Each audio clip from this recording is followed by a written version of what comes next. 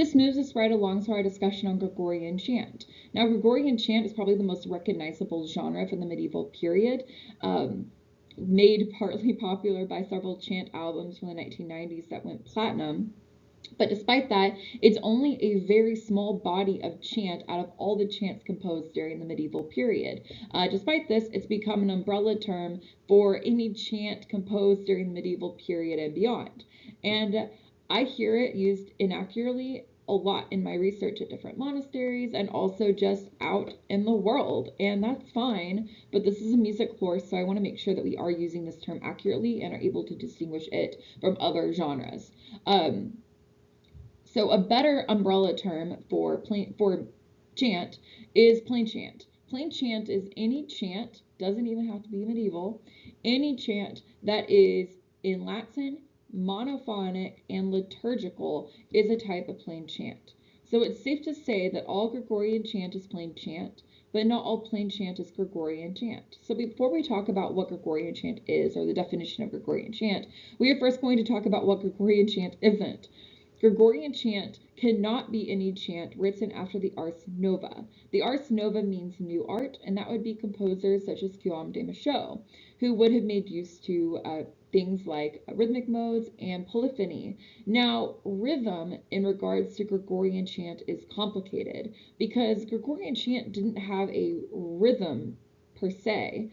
The rhythm or meter was dictated by the prosody of the text, which is a complicated way of saying that the Latin words decided how the musical line was read or sung or chanted. So in English and Latin, all words have their own rhythm. Rhythm is a rhythm in itself. And so that is what would help dictate the musical line for Gregorian chant and other plain chant. Next, Gregorian chant was probably monophonic. As far as we know, it was monophonic. For the interests of this course, Gregorian chant was monophonic. However, we can't say that plain chant didn't have other voices that may have been singing a drone pitch or a third below or above, or something like that, which would have technically made it polyphony. We would need a time machine to confirm that, obviously, because as far as we know, what's written in our manuscripts is monophonic.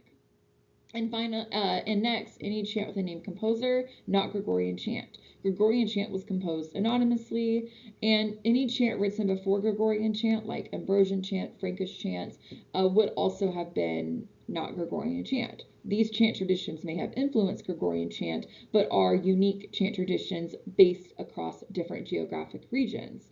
Therefore, Gregorian chant is 3,000 anonymously written chants in the 9th and 10th centuries. There are two origin stories for Gregorian chant. The first is the Gregorian myth, and the second is the Carolingian Empire and the dissemination of Gregorian chant. Now, both of these origin stories have different levels of accuracy. We're not going to talk about which is more accurate than the other. There's different levels. The Gregorian myth is more accurate on a metaphysical level in that it explains early or medieval Christian philosophy and spirituality towards Gregorian chant, while the Carolingian Empire is a more accurate, historically accurate description. The first origin story is the Gregorian myth, and it surrounds St. Gregory the First, who died in 604. And if you can go back one slide, just in your memory box, I don't really know, that Gregorian chant was largely developed in the 9th and 10th centuries, which would have made St. Gregory really long deceased by the time Gregorian chant was developed.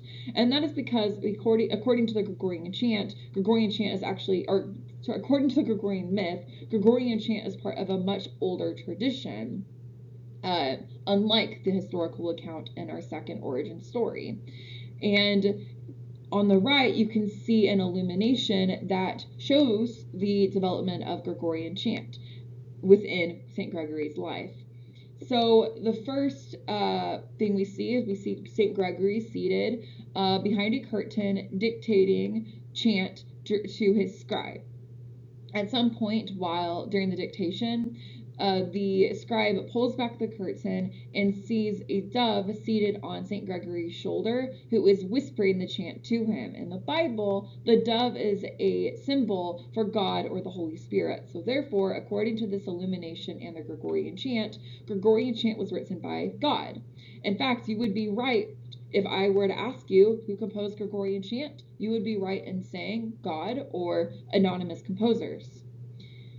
So, there are several issues with this origin story. The first being the date, in that St. Gregory would have already been deceased before the 9th and 10th centuries, which is because this myth is on a myths belong on a metaphysical plane, essentially. They explain truths on a metaphysical level, so spiritual or philosophical level, and not a historical one. This explains Catholic or early medieval Christian sentiment that Gregorian chant was composed by these anonymous composers, perhaps, but God had a very important part in these compositions. So we don't have to take the Gregorian myth literally. The second issue is the idea that the scribe was notating the Gregorian chant. We didn't have a system of notation at this point, so the scribe wouldn't have been able to notate it. And finally, these illuminations that show St. Gregory dictating Gregorian chant were not originally showing Gregorian chant. They were actually showing liturgy, and later on, Gregorian chant became associated with these illuminations. Now, despite this origin story not being historically accurate, we can see it finding its way into things like the Encyclopedia Britannica, which still says that St. Gregory I codified and collected Gregorian chant during his life. He wouldn't have done that. He would have been dead, in at least the historical account of Gregorian chant. Now, this was our metaphysical myth origin story. Our second one on the Carolingian Empire is even more complicated. Now, our second origin story has to do with the Carolingian Empire. And this origin story doesn't explain how the chant was composed. It more is how the chant became so popular.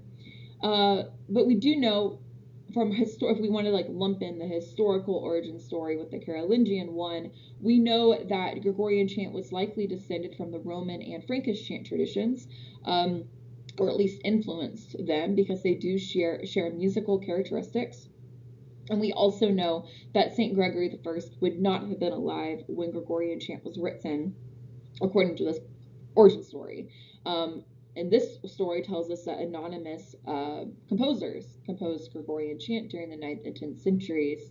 And it was Charlemagne who wished to consolidate his power when he became emperor of the Holy Roman Empire, where he wanted to have more control over the church. And one of the ways he did so was creating one cohesive body of chant. Up until this point, you had a lot of different pockets of chant traditions within different geographic regions. And he wished to unite everyone in his kingdom, in his empire, across one body of chant. And this became Gregorian chant, or was already in the works, but he made it popular. It's a little unclear.